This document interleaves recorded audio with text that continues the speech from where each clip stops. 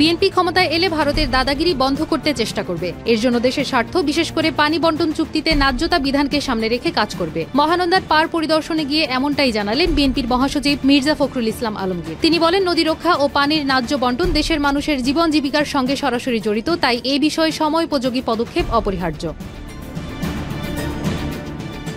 মির্জা ফখরুল জানান, পদ্মাসহ দেশের প্রধান নদ নদী শুকিয়ে যাচ্ছে এবং বর্ষার মৌসুমে নদী ভাঙলে হাজারো মানুষ ঘরবাড়ি হারাচ্ছে। বিএনপি এই পরিস্থিতির প্রতিবাদে চলো যাই ভাই পদ্মা বাঁচাই স্লোগানে চাঁপাইনবাবগঞ্জে মহাসমাবেশ আয়োজন করেছে। তিনি বলেন, 1977 সালে শহীদ প্রেসিডেন্ট জিয়াউর রহমানের সময় সই হওয়া পানি বন্টন চুক্তি পরবর্তীতে যথাযথভাবে বাস্তবায়ন হয়নি, ফলে বাংলাদেশের ন্যায্য পানি বরাদ্দ সম্পূর্ণ পাওয়া যায়নি। যৌথ নদী কমিশনের নিয়মিত বৈঠক না হওয়ায় এই পরিস্থিতি আরও জটিল হয়ে উঠেছে।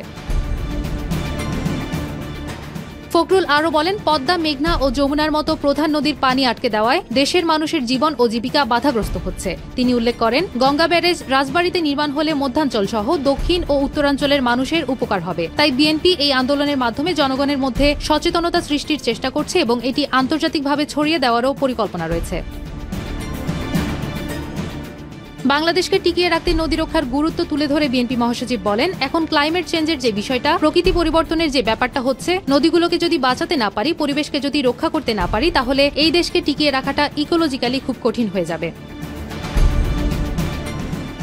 তিনি নদী রক্ষাকে দেশের টেকসই উন্নয়নের সঙ্গে যুক্ত করে বলেন, বর্তমান জলবায়ু পরিবর্তনের প্রেক্ষাপটে নদী ও পরিবেশ সংরক্ষণ অপরিহার্য। ফখরুল বলেন, নির্বাচিত সরকার ছাড়া এ ধরনের পদক্ষেপ কার্যকর হবে না, তাই জনগণের ভোটে নির্বাচিত হলে বিএনপি ন্যায্য পানি বন্টন, গঙ্গা প্রকল্প, ফারাক্কা ও তিস্তা নদীর বিষয়গুলোকে সর্বোচ্চ গুরুত্ব দেবে। তিনি ভারতের সঙ্গে সমমর্যাদা ভিত্তিক সম্পর্ক গড়ে তোলার কথাও উল্লেখ করে বলেন, বিগত সরকারের সময় বাংলাদেশকে পর্যাপ্ত সহযোগিতা দেওয়া হয়নি, তাই ভবিষ্যতে দেশটি তার স্বার্থ রক্ষায় যথাযথ পদক্ষেপ নেবে।